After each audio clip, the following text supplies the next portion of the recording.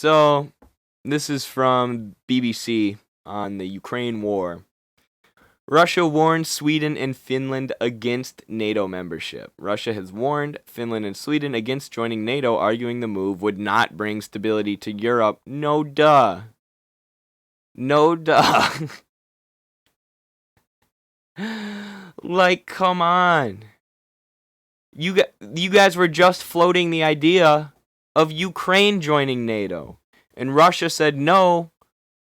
NATO is extremely aggressive towards us, and that puts troops right on our border and might give Ukraine nuclear capabilities. So no, and now they're in Ukraine fighting a war. So what about that situation going on right now makes you think that adding Finland and Sweden, two countries also on Russia's border, to NATO would help bring stability and peace? All this would do would further inflame the conflict to a horrific degree and lead to more deaths eventually. Kremlin spokesman Dmitry Peskov told reporters the alliance remains a tool geared towards confrontation, meaning NATO. It comes as U.S. defense officials said Moscow's invasion of Ukraine has been a massive strategic blunder, which is likely to bring NATO enlargement. These people are idiots, and they're war hungry, and they're bloodthirsty, and they keep saying stuff that makes it seem like they want nuclear war. Like, that's how bad the U.S. imperialists, or how desperate they are to hang on to their empire.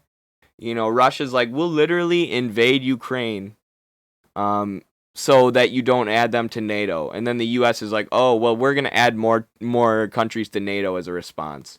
Because the U.S. doesn't care about these countries. These people are just pawns. You know, the U.S. doesn't care how many people die in Ukraine. They wouldn't care if they got what they wanted and Sweden and Finland were added to NATO and Russia invaded and killed hundreds of people.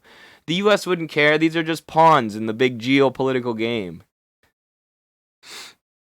U.S. officials expect the Nordic neighbors to bid for membership of the alliance potentially as early as June. And for Finland and Sweden, how does this protect you? How does this protect you? Russia has no intentions of invading Sweden or Finland. They've never said that that's an option that's on the table. Unless you join NATO. Then you put a giant target on yourselves, because once you join NATO, you essentially allow NATO and the U.S. to start training your troops up to NATO standards, which means those troops are interchangeable with any NATO battalion anywhere in the world. And then, of course, you know, your military essentially becomes an arm of the U.S., but more so an arm of the financial capitalist oligarchy and weapons contractors that make up the military-industrial complex. You know, and you essentially, Finland and Sweden would be tying themselves to the military, economic, and geopolitical interests of the United States, which is terrible, which is them siding with NATO versus the East, you know, this sort of rising alliance, this sort of multipolar world that we're moving into. Finland and Sweden would be staunchly siding with the U.S. in that battle of multipolarity if they were to join NATO. So Washington is believed to support the move, which would see the Western Alliance grow to 32 members. U.S. State Department officials said last week that discussions had taken place between NATO leaders and foreign ministers from Helsinki and Stockholm. So the U.S. is encouraging this. Before it launched the invasion, Russia demanded that the alliance agree to halt any further enlargement, but the war has led to the deployment of more NATO troops on the eastern flank and the rise of public support for Swedish and Finnish membership. I wonder why public support is rising. I would like to see that, see a stat on that. But NATO was sending more troops, and they were expanding well before this war started. This is some journalistic malpractice here from the BBC. NATO promised to stop expanding towards Russia after the dissolution of the Soviet Union, because that's the reason NATO was created, to give the Western countries a buffer or a defense mechanism against the Soviet Union. When the Soviet Union was dissolved, the U.S. and NATO countries said, we are going to stop expanding. And they lied. And they continually expanded towards Russia's borders, tried to expand right up to their borders, even more so with Ukraine, which led to the war now. And now they want to add Sweden and Finland because this is going to keep the world safe. More hostility between traditional Western allies and powers with Russia. Yeah, that seems to be going well. So, I mean, expanding NATO up to Russia's borders worked so well this far, right? I mean, worked really well so far, right? Ask Ukraine how that's going. Ridiculous. So here's Amy Goodman from Democracy Now! Talking about this. The title of this video is Swedish Peace Activists. Sweden and Finland joining NATO would make the world less safe.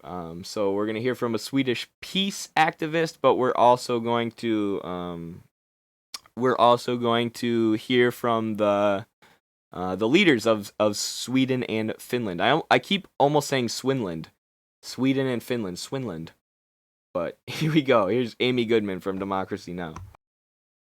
democracynow.org, the War and Peace Report. I'm Amy Goodman with Nermeen Sheikh. The former Russian President Dmitry Medvedev is warning Russia may deploy nuclear weapons in the Baltic region if Sweden and Finland join NATO. Medvedev said, quote, there can be no more talk of any nuclear-free status for the Baltic. The balance must be restored. His comments come one day after the prime ministers of Sweden and Finland spoke together about the nations possibly joining NATO, a move many thought unthinkable before Russia invaded Ukraine. Finland shares an 830-mile border with Russia. This is the Finnish prime minister. See, and this is what I don't get. You know, this move seemed unthinkable before Russia invaded Ukraine, Sweden and Finland joining NATO. But now, after we almost added Ukraine to NATO and it caused Russia to invade, leading to the deaths of thousands of people, now we want to add Sweden and Finland to NATO. Like, because of the war in Ukraine, because of the thousands of people who died after Ukraine almost joined NATO, now you want to join NATO? What logic is this? It's the logic of the U.S. empire. It's the logic of a country who will do anything, who will bring us to the brink of nuclear war as long as it threatens Russia, and as long as it allows them to keep hold of geopolitical dominance a little bit longer. Sana Marin. We have deepened our NATO partnership until now, hand in hand with Sweden, ever since Russia illegally annexed Crimea.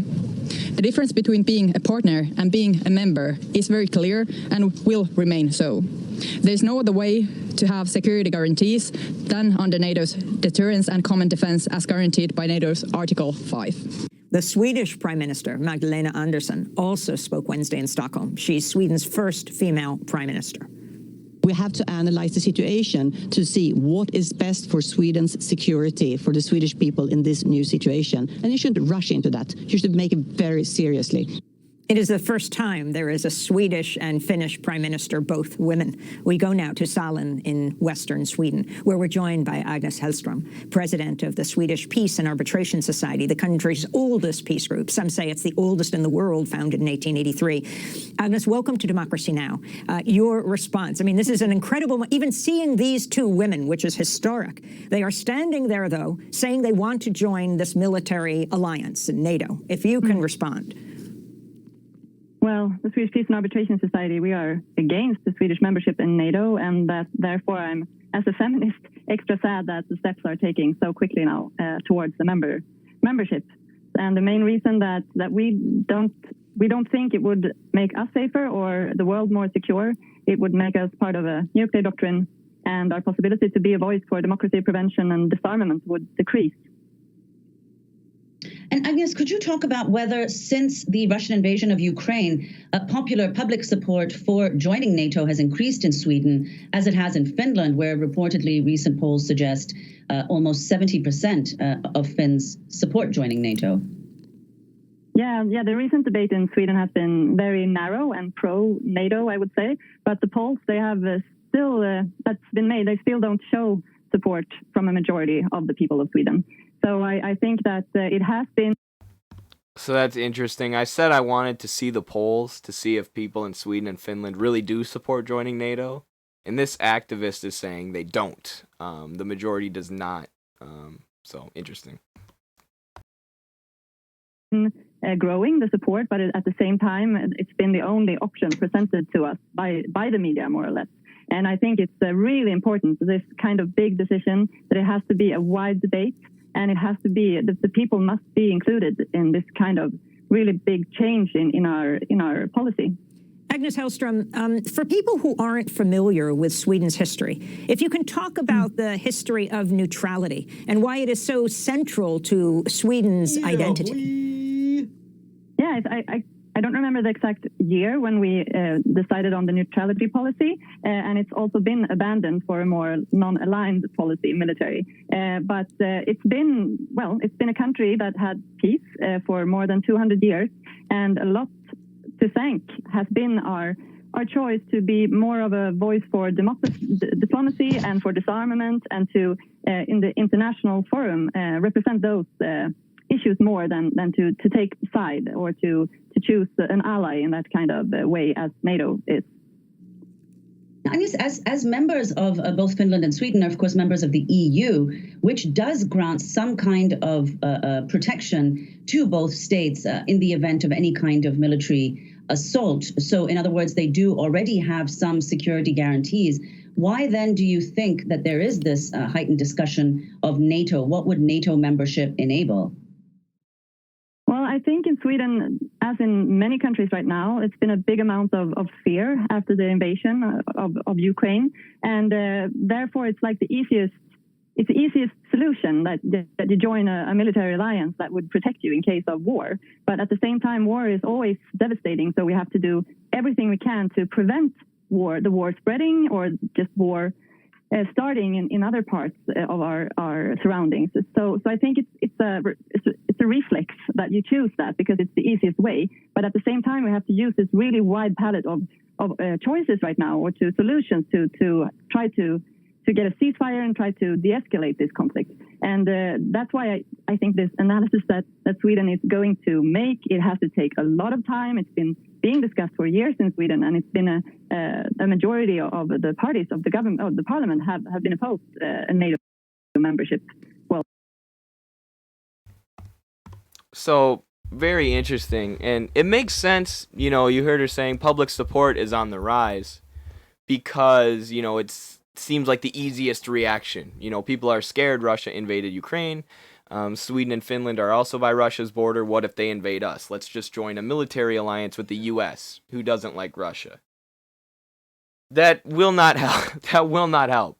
NATO is not a defensive military alliance. And you heard her saying Sweden hasn't really been neutral for a long time. They've done gone to a more non-aligned military position where usually they end up falling in line with whatever the U.S. and their allies, the U.K., whatever they want. And Sweden joining NATO would just be an extra step in that direction. You know, it would put Sweden officially in the military alliance of wealthy capitalist Western nations. But NATO has not been used defensively, right? Think about Libya. Think about Syria. These are NATO-led interventions. They destroyed Libya, one of the wealthiest countries in Africa. Now a country where there's a giant power vacuum, different warlords are fighting each other for power, there's an open-air slave market. This is what NATO did in Libya. You know, they did not protect anyone. They destroyed this country. And the reason NATO continues to expand up to Russia's borders is not so, you know, the U.S. can look out for these other countries, right? So the U.S. can look out and protect all these countries in Europe from the big bad Russia.